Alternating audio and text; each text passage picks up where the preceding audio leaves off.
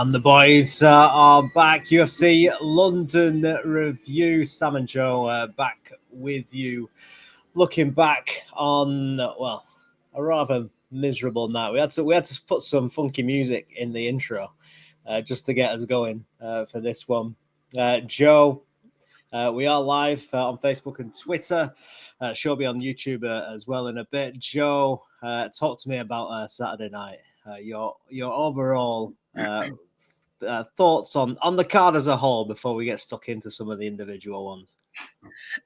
Card as a whole, like you said, going into it was really excited, and then it's just like you said, it ended up a bit of a dud. A couple of decisions, a couple of obviously bad result for the English fans. So yeah, not one that we're flying over, but yeah.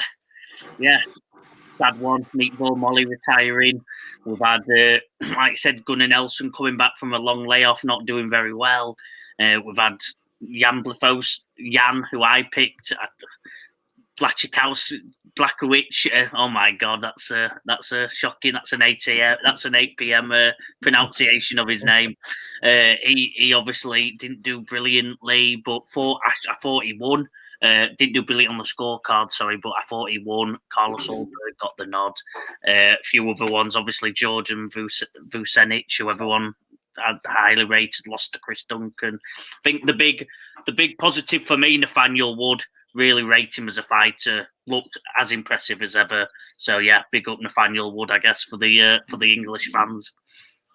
Yeah, probably the pick of the overall performances, as you say. Let's quickly have a look. We did do the draft. It was a victory for me on the night, 3-2. Like you said, it could have been a 2-2.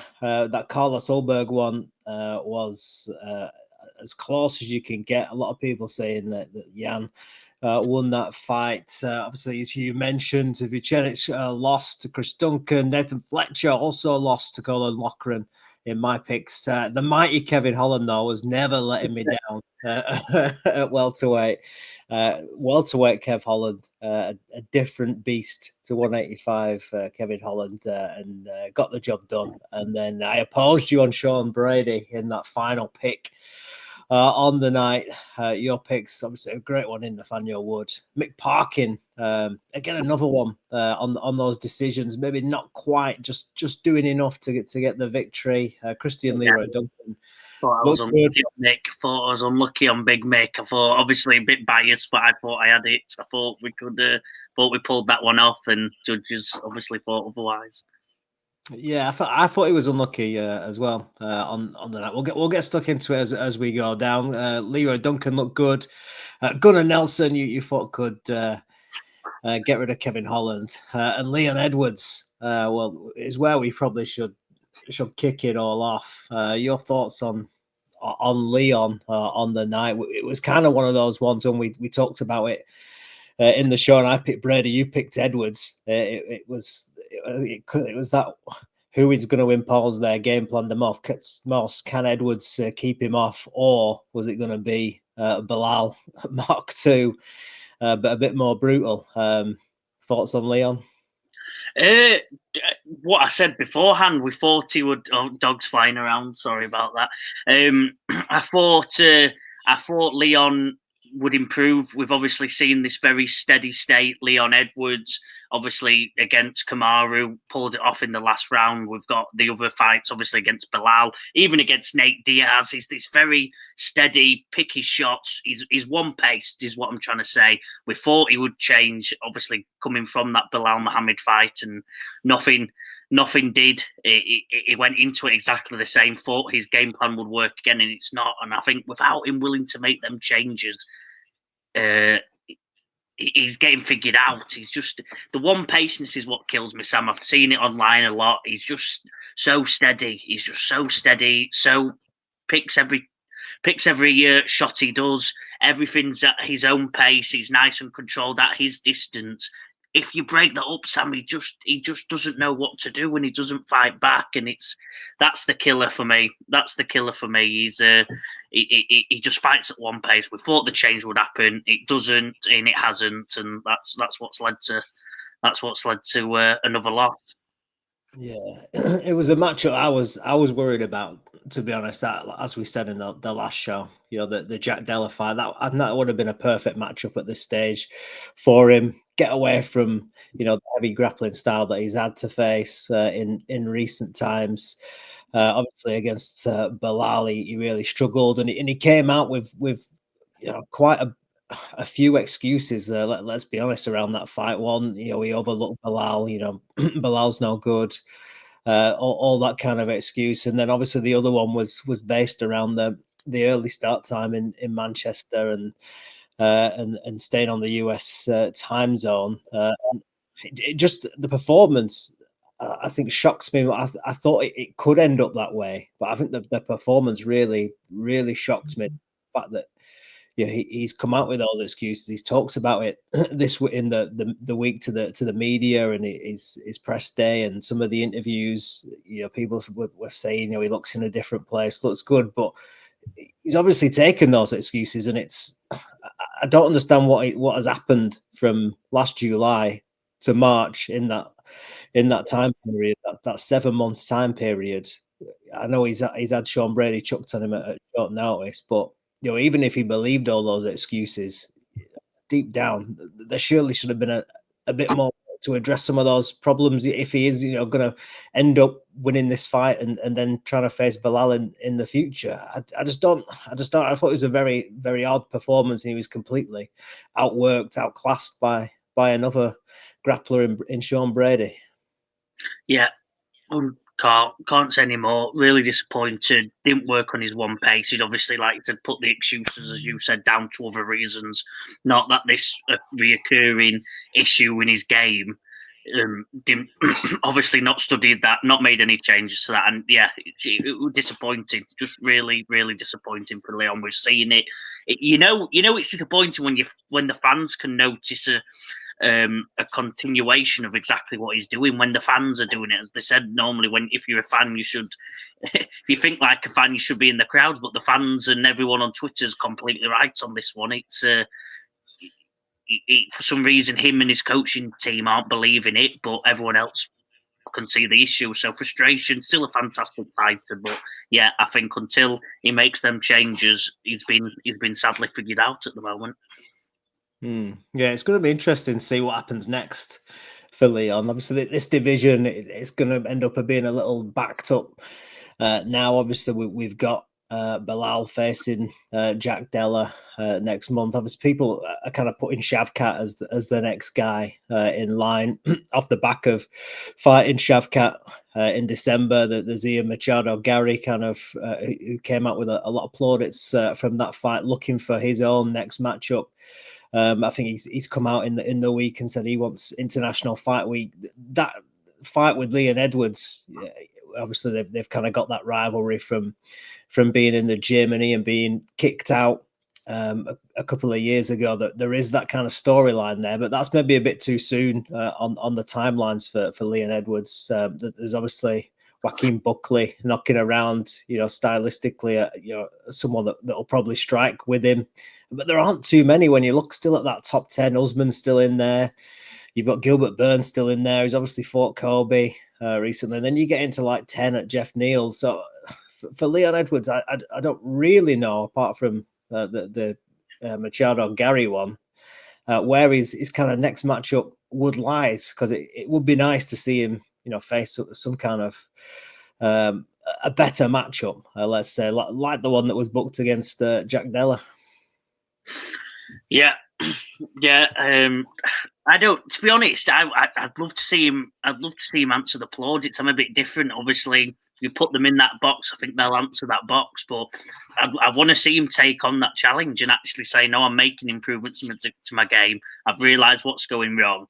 But until he does seem to make them improvements, make them change, I think we're just going to keep getting that same result. Stand-up fighter, wrestler or not, you put pressure, you throw his game off, and you get stuck into him. And if you put the heat on, he normally struggles. Even against Nate Diaz in that final round, proper pieced him up. But then Nate said, "Well, this is it." Then went for him, caught him, could have ended the fight. So that it's just been a long time coming, Sam. So I don't know. Yeah, not got many answers right now for Leon until until I think it's him and his team do that review and they just finally admit that this one pace style that he has isn't going to work anymore, and styles do get figured out. Sadly, it's MMA.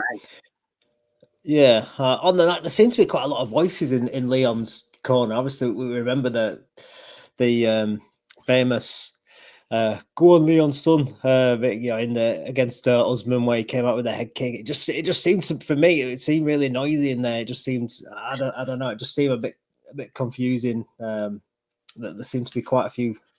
I don't know. It just all felt a bit odd after that first round.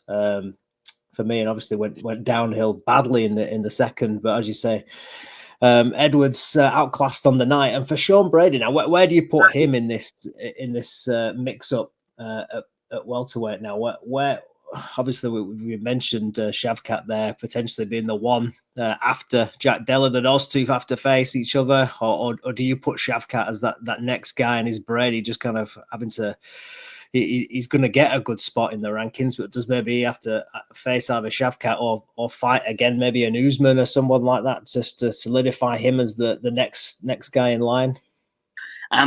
You've hinted it there. I think him and Shavkat, obviously, depending how the Jack Della fight goes and Bilal's, you never know if there's an injury, if they'll have to have a layoff for 6 to 8 months, maybe a year or so.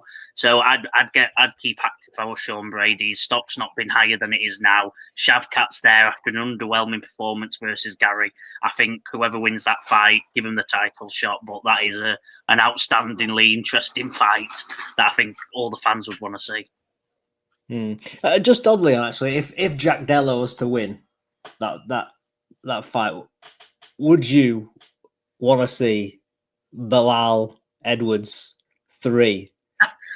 No, not right now. No, not right now. Without me being disappointed, like I said, I was all for Leon. I thought he was saying he has made changes. He is right, but no, I think he needs a tune-up fight. I think he needs a fight to show that he's made some changes before Bilal. Bilal's an absolute animal. He's obviously, Leon nearly beat him in the past, but when you've got someone's number, I wouldn't want to face. I don't know. No, I want to see Leon fight someone a bit lower and get that vibe back, get that energy back in his fight, and hopefully try get an early stoppage and just show that he's back here. Well, yeah, it's going to be interesting. The rankings are going to come out tomorrow. Obviously, there's going to be some kind of shift there. Whether Brady goes 1, whether they move Rakhmonov up to 1, but it's going to be fascinating to see where Edwards end up. Does he kind of go down? Does Usman drop a little bit further? With his activity as well, the fact that he's still sat there at number 3, that's we've talked about it before, but that's the thing I don't like about the rankings, when you've got an inactive guy and they just kind of stay in that top 3, that top 5, even though they're not competing, and you've got guys that are really active and pushing up. But it's going to be shaking up the rankings at welterweight come tomorrow, so we'll look forward to that. But in terms of then light heavyweight and that co-main event, obviously, as you alluded to, contentious decision. Blachowicz was the man pushing the pace on Carlos Ulberg. Was that your consensus that Jan should have had his hand raised? It would, like you said, it was close. I'm not saying it was a robbery. I think it was very, very close, wasn't it? I thought Jan just about won, but it was one that either way I'm not too upset about. But I did have it personally for Jan. He's had a couple like that now, hasn't he? That a lot of close fight losses, so you feel bad for him. I know. MMA Guru, if you're a fan of him, he's been laughing last couple of days. Well, really moaning and on the case for Jan at the moment, fighting his battles, because he's saying it is, and Jan's had a lot of close fights, and the decisions never quite go his way, but is what it is. Like you said, you've got to win. It's MMA, as Dana always used to say. Sadly, you never leave it down to the judges, and left it down to the judges in a close fight, you never know which way they're going to go. Yeah, for me, this obviously is one that Jan is a former champion. He's ranked number 3. Coming off the back of this, obviously, he was talking about, if I win, I should be the guy that's going to face Ankalaev. Have that rematch of the vacant title that they fought to a draw for a couple of years ago.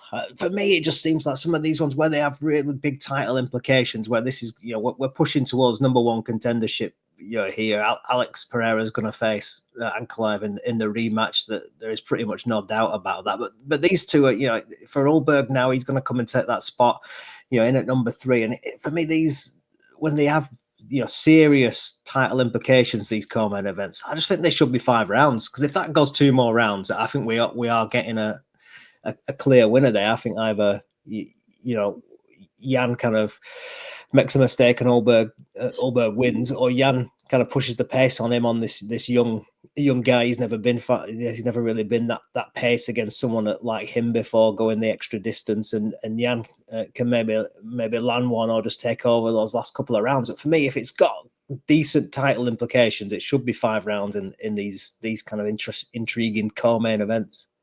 Yeah, I think one way or the other. I think where they opened Pandora's box is when they started chucking main events on like a fight night and started making everything that were main eventish, or even some co-main events that had like a big star in as 5 rounds. I think that's where they opened the box. I think, like you said, it's either every title implication should be 5 rounds, like you said, or only the title fights. I don't. They introduced it, well, quite a few years ago now, but when they did, it never made sense to me starting chucking the... I can't remember who was the first one who had a 5-round fight as like a co-main, because they asked and they made it, and it just opened, like you said, it opened the box, Pandora's box. And I think, like you said, I think at this point now, Sam, you're right, if they are going to have these 5-round fights, make every single one in that same bracket of whoever wins is going to be there or thereabouts of the title fight, because... like you said, you can see some guys you can see some of these main events, fight nights that don't have any title implications really, that have 5-round fights, and they get after it. So yeah, I'm with you. It's either one or the other. And if they do like the 5-round main events of any card, make all the title implicators 5 rounds. Yeah, and where welterweight's a division that is slightly backed up. This one. Also, with the fact that Alex is gonna face Ankalaev in the rematch, but for both guys, there are just great fights all around in this kind of top 6, top 7, even in the whole top 10 really, and maybe looking out of there with someone like Dominic Reyes who's finding a bit of form as well. For Jan, there's a potentially Yuri fight, Jamal Hill, Rakic, same for Ulberg. You've got Khalil Roundtree still there. You've got Krylov in the mix as well. So for both guys, in this interim period, there is opportunity for both to stay active, to get another fight, and potentially for a Jan. I mean, I wouldn't want to see the rematch booked, but for Jan, there's fights, and for Ulberg, there's fights as well. Potentially, would you do Ulberg against Prochazka for number 1 contendership, and Blachowicz, potentially, there he's got the likes of a Hill. He's already beat Rakic. Maybe a Khalil Roundtree, someone like that. Yeah. Ulberg's an interesting one, like you said, because I think he don't want to. It was like I said, he fairly was quite boring to say for fan viewership. He was quite boring. Yuri can be mixed. If it's put on him, he can go, but then Yuri can also be quite steady and pick his shots out. So I don't. It'll be either one that will be a round 1 knockout. It'll be another 3-round decision, Yuri versus Ulberg. So. Yeah, I think, like you said, that's the fight to make on Jan. I think you can put Jan against anyone. He's one of them legends of the light heavyweight now, former champion, obviously had his moments versus beating Izzy. He's had some great fights. He had a year or 2 layoff before this. I think he did like a half a year layoff before this fight. So I think you can chuck anything for Jan, can't you? To be fair, that them champion titles, you can chuck in a surging contender, it gives him a name, or chuck him against one of the ones who have been there a while, and it's still an intriguing fight that fans will watch, especially in that weight division. So, yeah, Jans, you can put him against anyone. Ulberg, let's see him against Yuri and see if he can put a bit more on for the fans and impress Dana for that title shot. Yeah, I think he definitely needs a little bit more, doesn't he, Ulberg? He needs that statement now in this top 5 to get himself to be the next guy after the rematch between Pereira and Ankalaev. Let's quick fire some of the other ones, because there weren't too many standout moments. We kind of touched on Holland and Gunnar Nelson before. Welterweight Kevin Holland is a real thing for me. He's much better in that weight class. Potentially some exciting fights for him. I hope he does stay there and just gets on with it now. Forget about some of these guys. He says it himself. Like, so the 85ers are just too big for him. So just stay there. Just stay where you are. And Gunnar Nelson. I think you alluded to it in the last show that we did. We just want to see if he's gonna stick around, he needs to be more active, and potentially we may see him again this year. Do you think? I think if he wants a career in the UFC, I think we're gonna have to see him more often, because if his contract's coming to an end and he's this inactive, they'll just release him. So I think it's one or the other. Either puts time on his career. He's a great jiu-jitsu coach, apparently. Obviously, part of the gym that he runs. So either stick to coaching or as one final run at it. Obviously, a loss versus Kevin doesn't help that, but you can quickly make up with some highlight reel moments. Go on a bit of a run, gonna get that form back, and let's see you match some of that potential that they were talking about you and hyping you up for so long. Let's see it now. Let's see a good 2 or 3 fight run in the next year and a half, 2 years, and see if you've got it. If not, like you said, crack on, and you just be a fantastic coach as you are. Molly McCann obviously retired on the night, facing Alexia Thayanara, a late replacement. If Sean Brady was a bad late replacement for Leon Edwards, Molly did it with a week out against this young girl off the Contender Series, flying over from Brazil on 7 days' notice, and she brought the energy. Coming into the cage, but then once she got in there, she made light work really of Molly with that first round submission. And it was one that when you saw on some of the clips of Thayanara that she might have too much for Molly on the night. And thoughts generally, Joe, about Molly, not only in this fight, but obviously hanging up the gloves and what she's given over the last few years to UK MMA. Yeah, like I said, I think the first woman to ever win an MMA fight, fantastic. I'd say just look at Paddy's post on her. It's quite emotional, amazing to read. Obviously, one of her, I think they consider themselves best mates, a sister. He calls her a sister. So, yeah, I think read Paddy's stuff, read some of the tributes. I can't do it justice like they have. Pioneer of women's MMA, had some great moments, some funny moments. Her holding the title, it's all good fun. She's done it her way, and she's done it with a smile, hasn't she? So yeah, fair play, Molly. But just not got it. Then these young women coming through are just animals now. The top level. I think women's MMA's been around long enough and been hyped long enough now that they're all top fighters coming through. And Molly's from that older era. Probably not for, like I said, obviously not for her anymore. But yeah, what a character she's been over the years. Yeah, and like you said, some standout moments as well. That spinning back fist knockout is still one of the great women's knockouts of all time for me. Absolutely fantastic. So yeah, Molly McCann retiring after defeat to Alexia Thayanara. We'll see what's next for her. She does look an exciting prospect. Elsewhere, Chris Duncan, as we mentioned earlier on, my pick, Jordan Vucenic, losing that one. A second round, he jumped the gilly. It's American top team. Chris Duncan brought the grappling, looked huge or much stronger than Vucenic anyway. I was a little bit, I made the pick of Vucenic, and then it came across a a blog on YouTube, his YouTube channel, of him cutting weight and stuff. And I just got a bad feeling from that. Just watching it, and I don't know. He seemed like obviously he made his debut at short notice, but he just seemed a little bit to me like he thought he would be big and strong for the weight. Obviously, a former featherweight, moving it up to 155 pounds, and just the way he talks, I don't know. It just kind of put me off a little bit. The fact that he was talking like he was going to be a big lightweight, and then Chris Duncan got in the cage, and then really had his way with him with the grappling. So. Yeah, Chris Duncan, great win for him, and not too many finishes on this card, and it was certainly a good moment for the Scottish fighter who has had a decent start really to life in the UFC. Seems to really growing into it.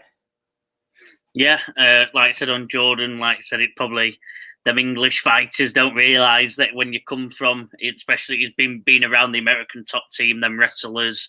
Very wrestle heavy camp. He'll be around some wrestlers who have been weight cutting, understand the science, understand the art of the weight cut, and them English lads won't know what's hitting when they see what them Americans done, and they like you said, when they've been wrestling and they have to do it from children. They can cut so much weight. They do it so effectively with loads of muscle. Chris Duncan's put himself in that environment, and like you said, just looked a much bigger man. Yeah, fair play to him, Chris Duncan, getting a good win. We'll see what comes next for him. Some exciting matchups ahead. As you mentioned, we'll let you go for it on Nathaniel Wood, defeating Morgan Charrier pretty convincingly. Great performance from Nathaniel Wood. If there is a criticism, you do want to see that kind of viral moment from him. At some point, if we can get it, he is the guy that does go to decision quite a lot. Technically brilliant, one of the best you'll see. Nathaniel Wood, technically outstanding, but just to take him to that next level, there are so many guys. A lot of the UK guys have been like this. You look at someone like an Arnold Allen's not had many, those viral moments. Again, technically brilliant. There's so many fighters you can look at, and there's just to elevate them. Lerone Murphy, who's coming up in a couple of weeks, is probably another really technically sound fighter, but they're lacking, as Dana would say, and what lacked the whole card, those holy shit moments that you need to elevate yourself to the next level. That's the only thing that Nathaniel's missing now for me. Yeah, simple as that. Outstanding fighter to watch. If you love watching stand up, love watching technique and everything being precise and exactly how it should look, I think that's. I think you're watching Nathaniel Wood. Otherwise, yeah. Just want to see him knock out Oban Elliott. Did it? Called for Oban Elliott to do what he did. He put on a clinic, got a big knockout, and then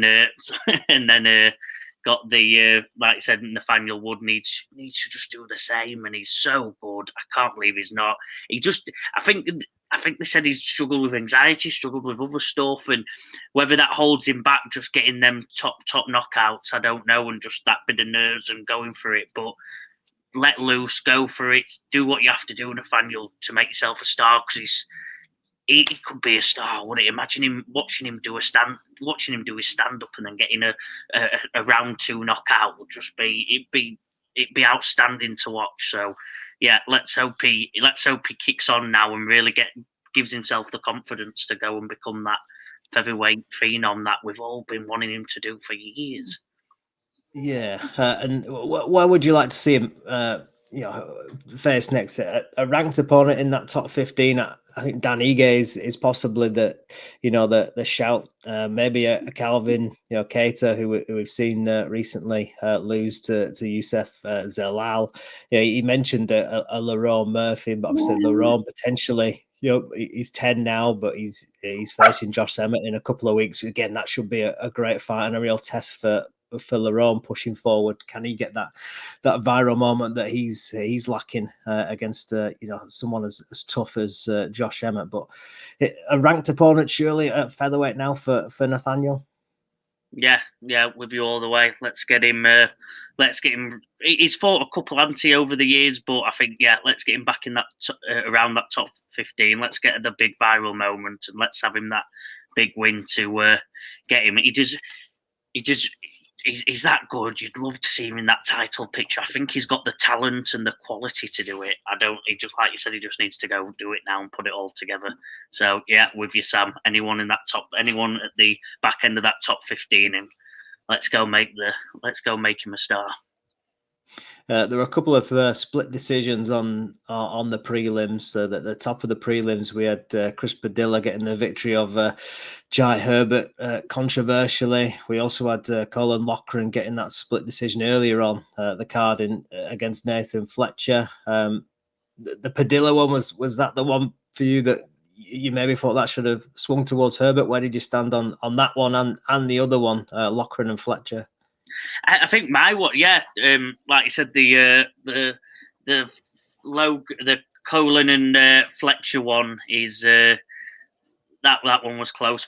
I thought Fletcher won, but again, the judges were funny all night. I thought Mick Parkin won. I thought Jan Blachowicz won. Blachowicz, I keep saying Blachowicz, but Blachowicz won.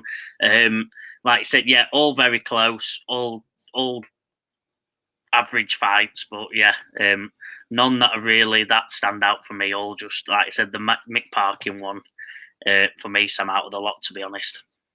Yeah, let's talk about that one. We'll wrap it up in a couple of minutes. But Mick Parkin, I think we both, really wanted to see him push on, get that win, go into the top 10. As we mentioned in the last show, there's the depth for the heavyweight division not quite there, but there are some kind of stars on the way out. That he could potentially be facing, with a convincing win or even just a win against Marcin Tybura. Apparently, he has suffered in the last couple of weeks of camp with the flu and things like that, so has struggled to train. But again, like you, I agree. I thought he did win that fight, and was disappointed with the decision for him not to. But now back to the drawing board, and again, this heavyweight division.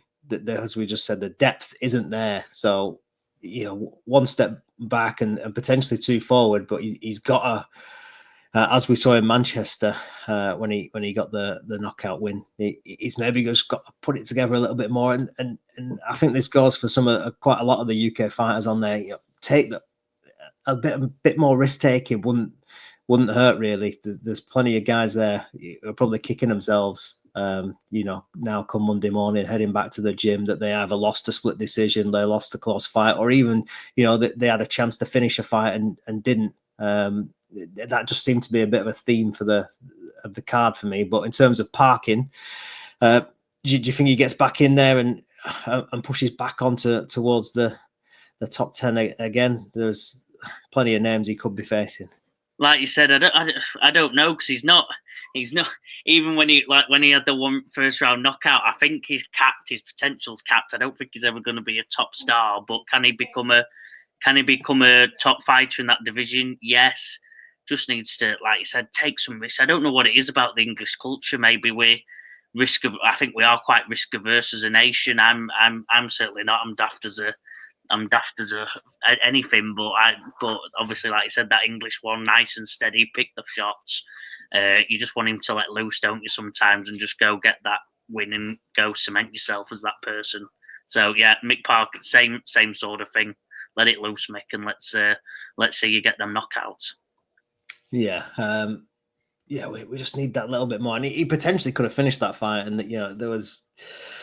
As we just said, looking at the results on there, and just looking at so many fights, potentially, Fletcher could have got Loughran out of there in the second round. The other chances, Christian Leroy Duncan, so just a few, Nathaniel Wood when he got the knockdown of Charrier. Just so many that you look back on, you think if you just took a little bit more risk, but there we go.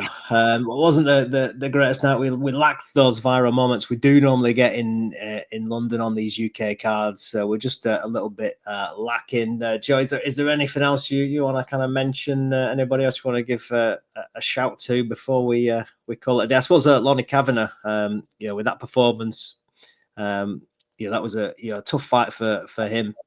but came through it, and he's looking a real good prospect.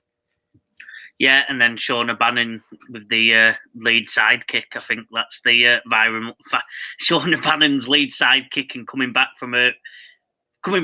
frankly, Sam, from getting knocked out. I think she got knocked out. I doubt many people are going to argue differently. Obviously, the refs didn't catch it in time. She got back up, she recovered, and then she got the win herself. So, yeah, I think she's your viral moment. That lead left kick's funny to watch, but it worked for her. She got the win, got knocked out, and got the win in the same fight. So fair enough to Shauna, tough as nails, and got her. I said out of any of the English fighters that we like to see, I think she got the moment of the event. She did indeed, and a nice performance bonus to go with it as well for the performance of the night. And yeah, that was kind of, wasn't it, that normally in the UK cards, not to keep moaning, but it normally has that early spark and then it flies through, but just didn't quite happen this time around. But hopefully Dana will give us another chance in the not too distant future.